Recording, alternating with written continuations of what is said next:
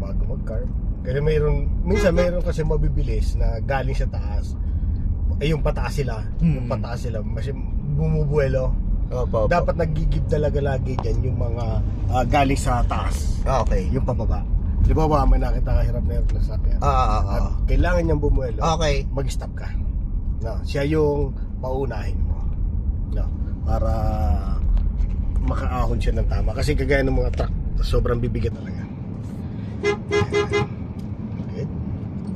Sa gabi naman, kailangan magtunan mo dyan yung mga passing ilaw. light. Sa mga passing light. Ganito, magpa-passing light ka agad. Pero hindi mo bubuksan masyado yung bright. Kasi makasila. Pag pag bago kumulot, ganyan, di ba? Blind spot yan. Dito pa lang pa-passing light ka Okay. Pa-passing light ka na agad para alam mo kung may Opo. So naghahanda rin nila doon. Nire-ready nila yung position para yung lane mo may Opo. Ma-sure na walang sasalubong. Yes po. Opo.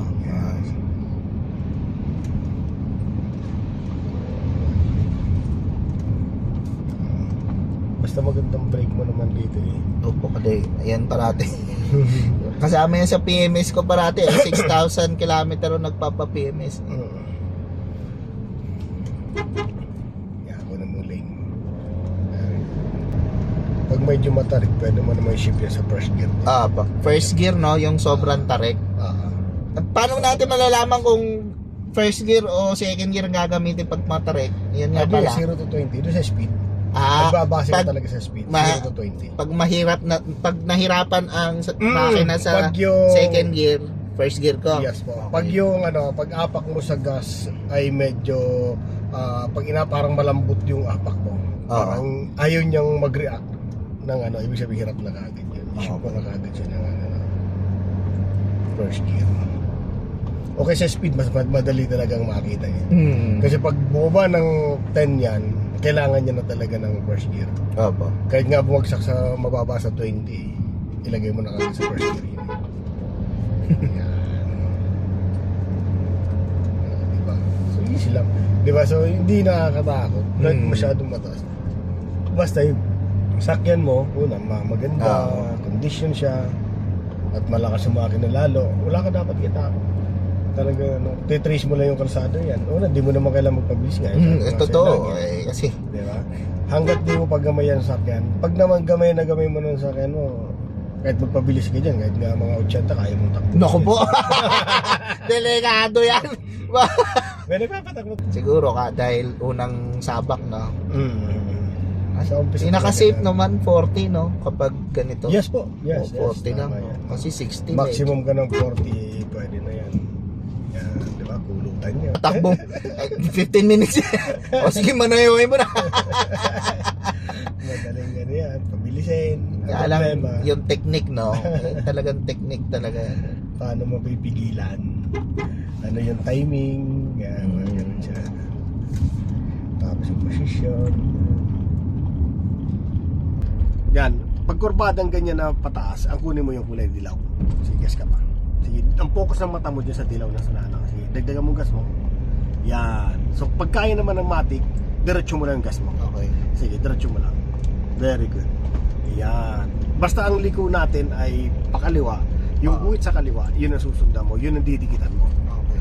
Pag kulot pa kanan din na guhit, kailangan masundan mo yun.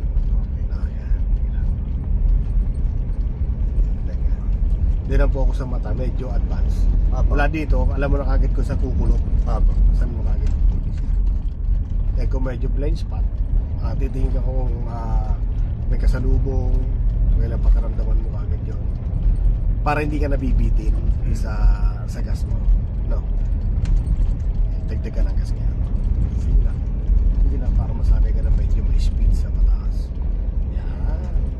Tatanggal natin yung below 10. Kasi pag ang pagitan kasi ng yan. Hindi tayo magkano. Okay lang yan, drive? Yes, kaya naman eh. Nabibitin ka na ba? Hindi naman. Hindi naman. So, diretso ka lang. Ayan. Mararamdaman mo yan pag yan, kagaya ng, ayan, umihina, di ba? So, i-manual mo siya, then minus ka kagad. Okay. Gas ka, diretso yung gas mo. Okay. Yes. So, second gear siya, no? Okay. So, 20 to 40 yan. Pag lumagpas ang 40 yan, may ano mo, automatic muli. Okay, mag-plus ka pwede. Kunin mo yung kulot na yan. Yan. Yung lane na yan. So focus ka lang dyan sa lane. So yung attention mo dyan sa guhit na yan, yung kasalubong mo, once mo lang natitigan yon, kung yung pagkaramdaman mo agad yung gulong niya kung nasaan, kung papasok ka agad doon sa lane mo, no? Okay, gas ka. Dagdag ka pa ng gas. Very good. Yung lane sa kaliwa ang kunin mo. Okay, minus pa. Sige, diretso lang. Diretso lang siya. So medyo malambot ba yung apak mo? Malambot Okay, pa. minus mo 1 mo. Gas, dagdagan ng gas. Pwede mong yan yun. Kahit nasa 20 pa siya. Okay. Pwede ka mag first gear dyan. Para, Then pag okay. Kasi yan, ang first gear maximum hanggang actually 20 to 30 yan. Sige pa, dagdag ka pa ng gas. Dagdag pa. Okay, then i-plus mo siya. Okay, Go. go. Dagdagan ng plus. Go. I-plus mo. Very good. Okay, dagdag. Very good. Yan, kunin mo yung... So ang kulot natin pa kanan, kunin mo tong guhit sa kanan. Okay. Very good. Ang kulot pa kaliwa, yung focus ng mata sa kaliwa. No? Okay, pa kaliwa ka. O first gear ka kagad. Go. Minus. Go. Gas. Dagdagan ng gas. Up. Huwag ka lang lalagpas dyan ha. Yeah, focus. Pag kulot sa kanan, itong mata sa kanan lang. Gas ka pa, naka first gear ka naman. Sige, dagdagan gas. Gas. Okay. Sa kaliwa naman ang focus. Very good. Yan yung anong yan. Yeah. Good. Yeah. Diba? Manawan ng tututo. Smooth ka muna dito. Apa. Smooth ka lang. Sunukan mo yung pagkuha ng lane. Yes, Pag sir. ang kulot pa kanan, kanan na guhit Ah. kukunin. Pag pakulot pa kaliwa, kaliwang guhit kukunin. Didikitan mo, huwag ka lang lalagpas. Okay? Tapos pagdating sa shift, bantayan mo lang 20 yung Apa. kanya, ano? Pag pumalo ng 20, nasa second gear ka, first gear agad para makaahon siya na maganda, no? Yan. Yan, medyo curve yan. Pagbagal ka na dito. Blind spot yan. Bagalan mo pa ng konti. Medyo kulot yan eh. Yan. Kunin mo tong kanan na. Ito, dikitan mo tong bandang kanan. Very good. Kasi maraming mga motor dyan mabilis. Ay, kahit mga sakyan, mabilis talaga. Yung sa kurbada na yun. So dito medyo tawag doon, masikip. Ganito tayo. So ang focus mo lang lagi yung lane. Yan, focus kayo sa lane na yan. Tapos kumuha ka ng buwelo, kunin mo tong lane na to, ito dikitan mo talaga yung dilaw na yan sa kaliwa. Yan. Yan, doon ka kumuha. Yan. Very good. Then balik doon. Huwag mo kagad didikit dito sa kanan. Okay. Kasi pataas siya eh. So possible na umangal ang makina mo talaga may ito. Tamo, kahit nasa matic siya, na-survive mo yun. So mayroon pa dyan mas makulot. Yan, susunod na yan. Mas makulot yan. So sikreto lang niya, kunin mo yung dilaw na yan, dikitan mo lang. So hindi mo kailangan na magmadali. Easy mo lang yung mo. Tinan mo siya nag-ano eh. Pero siya, kumuha kagad ng kanan, huwag kang kumuha ng kanan. Doon ka sa kaliwa. Yan. Very good. Kaya hindi hirap ang makina mo. Okay. Hindi siya mahihirapan kasi medyo nag-slide siya na gano'n siya.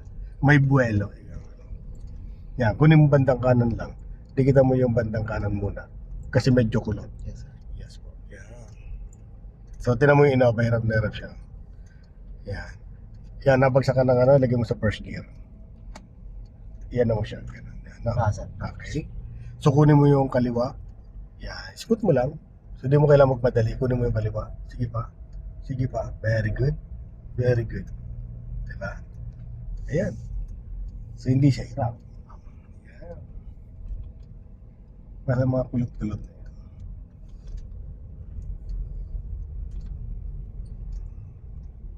Grabe.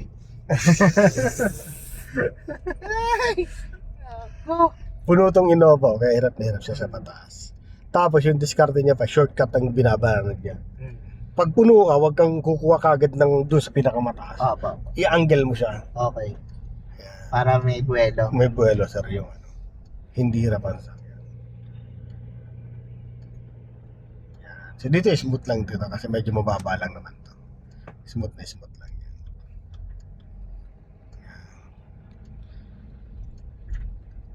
Buti na lang may mapagal pa sa atin. Okay, pa-practice lang naman ako eh. Ay, ito medyo mataas na uli yan sa taas. Last na mataas na yan eh. Yan, kunin mo yung dilaw. Tignan mo siya, sino-shortcut niya. Oh. Ayan, ikaw kumuha ka ng doon sa dilaw. Dikitan mo yon. Dikitan mo. Yan, sige lang. O, dito kumuha. O, di ba? Kaya maraming ano doon nakakamot eh. Kaya di makaahon eh. Okay. Di ba? Kasi siguro nasa isip nila, baka biglang may umano. Hindi naman papasok doon kasi nga yung mga pababa, siya nag-giveaway. Okay. Once na ikaw ang pababa, sir, di ka pwedeng magpabilis lalo pag kulot na kulot kasi kailangan mag-giveaway talaga sa kasalubong.